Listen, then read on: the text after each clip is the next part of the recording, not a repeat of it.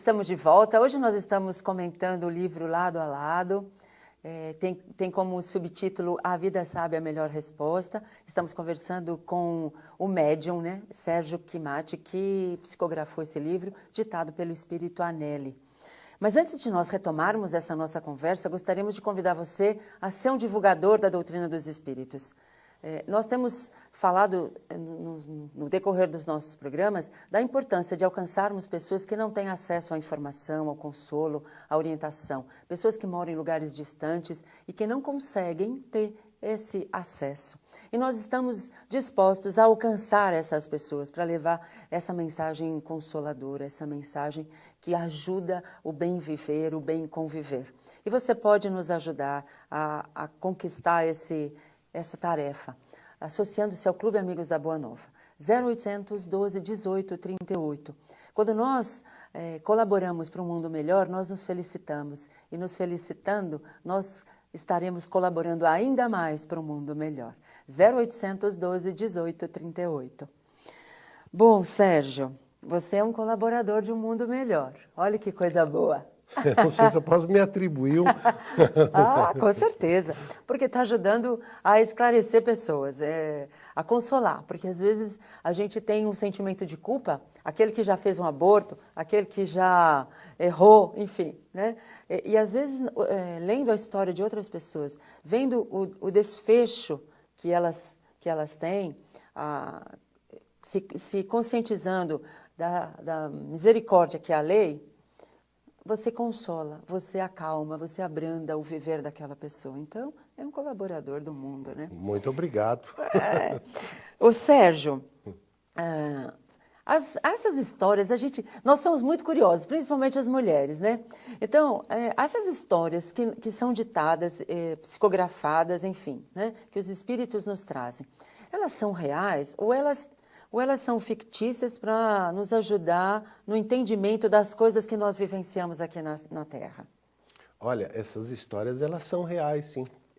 Só que não de uma maneira que o povo espera que seja. Uhum. Muitas vezes o pessoal, como eu tinha dito antes, espera que o espírito ele dite a história de uma pessoa e que tenha acontecido exatamente aqueles fatos que se esperam, não é? Uhum. Agora, eu vou dar um exemplo bem prático. Vamos supor que o pessoal pesquisasse a respeito do livro e fosse buscar se aquela história teria sido realmente verdade.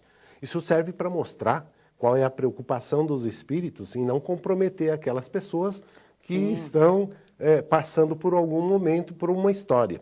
A história começa em 1935, com a Salete, que era apaixonada pela Doris. Exato, não é? Isso. Aí você imagina que comprometimento teria, porque se a pessoa fosse pesquisar e descobrisse quem eram essas pessoas.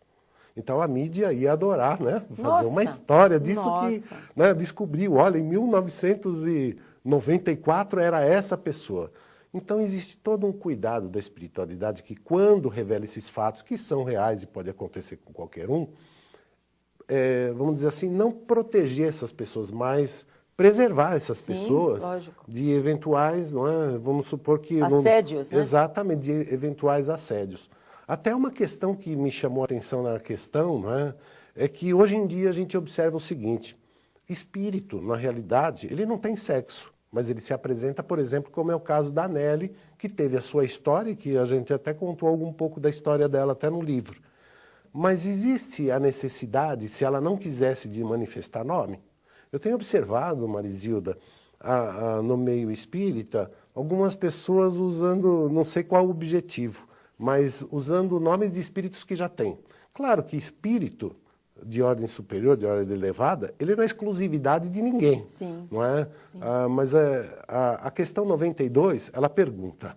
O Kardec para os espíritos ele é sobre a ubiquidade, né? De um espírito ter a capacidade de se dividir e estar em dois lugares ao mesmo tempo. O espírito ele não tem essa capacidade, nenhum espírito tem a capacidade de se dividir. Acontece que quando se trata de um espírito de ordem elevada, acontece isso com ele tão rápido, ele pode fazer tantas coisas. Num centro espírita, por exemplo, que nós recebemos hoje o Bezerra de Menezes para fazer um trabalho de cura, no mesmo outro centro espírita também o outro. O Kardec explica que existe essa possibilidade quando os espíritos são afins, então eles se apresentam dessa forma. Mas No caso do escritor, qual o propósito que teria de um escritor apresentar o mesmo nome? Quer dizer, eu fico imaginando isso, porque isso a gente vê acontecer, não é? Pois é, pois é. É isso, é aquela situação, a doutrina é perfeita, mas as pessoas ainda não são, né? Nem Por isso que é encarnados, nem importante a desencarnados. gente estudar, Pois se é, orientar. pois é. Bom, vamos falar um pouquinho, então, de uma dessas temáticas, né? Que eu acho que a homossexualidade é uma coisa que está muito em evidência, né? É um conflito, na verdade, não é nem uma briga, nem disputa, mas um conflito, né, entre aceitar, não aceitar, é normal, não é normal, é doença, não é doença, é genético, não é genético, né? Como abordar essa temática, né, Sérgio? Olha, eu vou dizer para você que eu mesmo, com essa história da Salete, eu aprendi muito. Sim.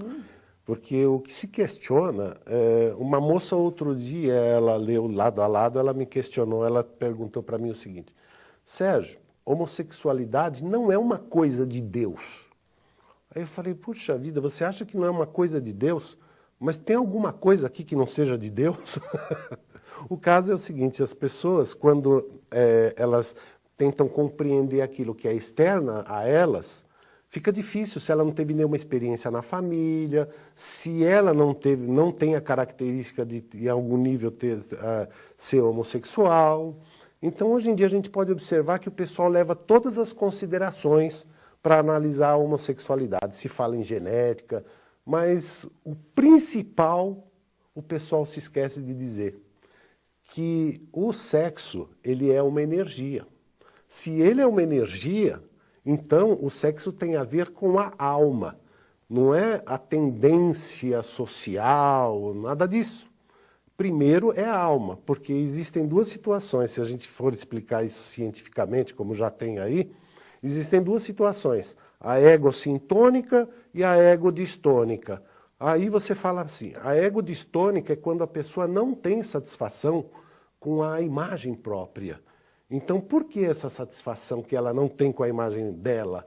Então, ela reverte essa imagem para aquilo que lhe dá mais satisfação. A egocintônica é quando você, com o seu sexo, o que você tem orgânico, não é? Aqui presente, você se adequa a isso e você aceita isso. Mas e se o indivíduo, a pessoa, numa encarnação anterior, ela não superou certas coisas e ela não estava, apesar de ter pedido e formado o seu corpo para ser um homem ou uma mulher, ela teve essa inversão e ela trouxe uma mente masculina num corpo feminino ou vice-versa. Você vai terminar isso já já. Sim. Senão a gente não consegue compreender porque nós vamos ter que cortar, tá bom? Nós vamos a um breve intervalo e já voltamos com essa explicação extraordinária aqui do que é a homossexualidade.